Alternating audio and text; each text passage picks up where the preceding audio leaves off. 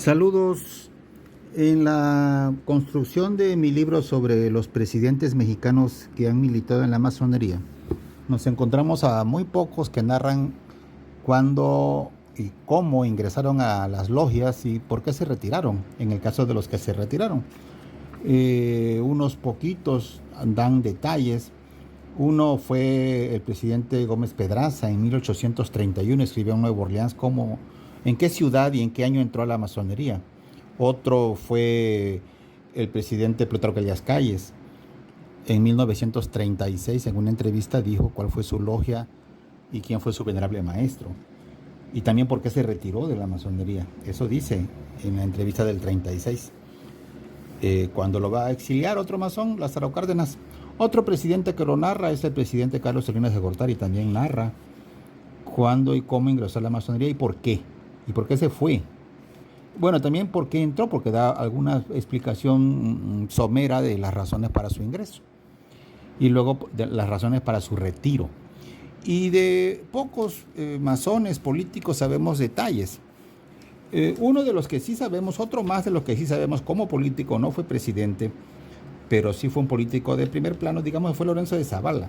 De él se ha argumentado que ingresó a la masonería en San Juan de Ulúa cuando estaba preso y que allí se hizo la ceremonia. Y yo no me imagino esa ceremonia masónica ahí en lo que llaman las tinajas, ¿no? Las celdas llenas de humedad y ahí habiendo una ceremonia masónica. No me lo imagino, realmente yo veo complicado ese dato de Lorenzo de Zavala. Pero lo que sí tenemos de él es una narración de cómo él dice cómo entró al rito York. Y no es difícil que este haya sido su ingreso a la propia masonería en sí, porque es la narración que él hace en primera persona. Estoy hablando de su obra porque aquellos eran gigantes, políticos gigantes que hacían cada uno su libro. Y bueno, nada que ver con la modernidad, ¿no? Bueno, Lorenzo de Zavala escribió su ensayo histórico de las revoluciones de México desde 1808 hasta 1830 en 2 tomos. Yo tengo la suerte de que la edición del Fondo de Cultura Económica tiene los 2 tomos en un solo volumen. Y no, por ejemplo, como el de José María Bocanegra, que son 2 tomos separados. Bueno, y qué bueno que menciona Bocanegra, porque Bocanegra transcribe lo que escribió Lorenzo de Zavala a propósito de la masonería en aquellos años. Y entonces dice, voy a recordar lo que escribió Lorenzo de Zavala. Eso dice Bocanegra, el presidente Bocanegra. Y transcribe.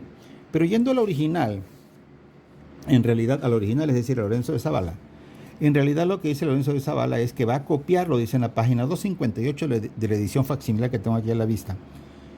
Dice, copiaré lo que sobre este particular de la masonería publiqué en un folleto en los Estados Unidos. Así que es la transcripción de un folleto, lo que hace Lorenzo de Zavala.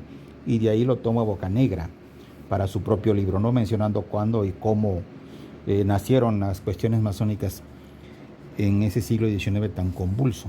Entonces aquí vemos de manera muy rápida cómo Lorenzo de Zavala ingresó a la masonería, o al menos al rito de York. Y entonces lo que dice aquí es, en el capítulo 19, dice, en el mes de septiembre de 1825, José María El Puche Infante, cura de una parroquia del estado de Tabasco, no dice cuál, pero era Cunduacán, senador por el mismo estado, cuando los senadores podían ser eclesiásticos, y al revés, los eclesiásticos podían ser senadores. Bueno, Alpuche Infante formó el proyecto de crear una sociedad de francmasones bajo el rito de los antiguos masones de York, uno de los conocidos en esta secta. Fíjense el nombre, secta de Lorenzo de Zavala. También secta, dice el presidente, declaró el presidente en la entrevista, Plutarco Elías Calles habló de secta. Dice el ministro Esteva que necesitaba un apoyo artificial para mantenerse en el ministerio de Guadalupe Victoria. Abrazó con ardor la concepción de Alpuche e Infante, y muchos individuos que vieron en el establecimiento de una sociedad semejante un punto de reunión para discutir intereses nacionales y quizá privados, entraron en el proyecto. Copiaré, dice aquí viene este renglón, lo que sobre este particular he dicho en un folleto que publiqué en los Estados Unidos. Dice, en el año de 1825, José María El Puche, hombre notable en los sucesos de México, por su fibra indomable y exaltado celo por el sistema federal, en unión del coronel don José Antonio Mejía, del ministro Esteva, o sea, ministro del gobierno de Guadalupe Victoria, de la oficial mayor que era entonces del Ministerio de Justicia, don Miguel Ramos Arizpe, y otras personas, formaron el proyecto de crear logias yorquinas, en contraposición a las escocesas, que trabajaban con ciertas personas para gobernar el país. El presidente Victoria entró en este proyecto. Fíjense lo que dice el presidente Victoria. Entró, o sea, le gustó la idea y participó. Y su íntimo amigo Esteva, secretario de Hacienda, fue el jefe principal de las primeras sociedades. Es decir, así se armó el rito York y eligieron a Esteva, ministro de Guadalupe Victoria, como el primer líder del rito York. Y dice aquí, cada uno tenía sus miras en dicho establecimiento, es decir, cada quien esperaba algo de establecer el rito York en México. Es lo que dice Lorenzo de Zavala, yucateco. Dice, el que esto escribe fue invitado y entró sin ningún designio. Esta es la narración, esta es la confesión de cómo Lorenzo de Zavala entró a la masonería, al menos a la masonería de York. Entonces lo voy a repetir, página 258 de la edición facsimilar. El que esto escribe, Lorenzo de Zavala, fue invitado y entró sin ningún designio. Así lo narra en tercera persona. Dice, enseguida se formaron 5 logias y después de establecidas se suplicó a Mr. Poinsett, al señor Poinsett, Joel Poinsett, embajador, el ministro de Estados Unidos en México, que consiguiera las cartas reguladoras, le llama aquí Lorenzo de Zavala. Dice, eso fue lo que hizo nada más Poinsett. Y Poinsett también en algún momento, tanto en unos escritos en español como en inglés, él narra que lo único que hizo es efectivamente eso. Dice, las logias se habían formado ya. Lo que querían era organizarse bajo una carta patente. Y eso fue todo lo que yo hice, tramitar la carta patente. Pero yo no armé las logias yorquinas. Yo no las armé. Y Lorenzo de Zavala, bueno, admirador de Poinsett, eso narra aquí. Se formaron 5 logias. Y Poinsett consiguió la carta patente. Bueno, ¿a qué se dedicaban? Fíjense. Dice Lorenzo de Zavala, al principio se reducían las tenidas a ceremonias del rito y a tratar sobre obras de beneficencia y funciones. O sea, funciones, es decir, actividades de beneficencia. Pero después se convirtieron en juntas en que se discutían los asuntos públicos. O sea, que evolucionó la cuestión, ¿no? Se discutían las elecciones, proyectos de ley, resoluciones del gabinete, colocación de empleados, todo se trataba en la Gran Logia. Asistían diputados, ministros, senadores, generales, eclesiásticos, gobernadores, comerciantes y toda esta clase de personas que tenían alguna influencia en los asuntos públicos. ¿Qué podía resistir a una resolución tomada en una sociedad semejante?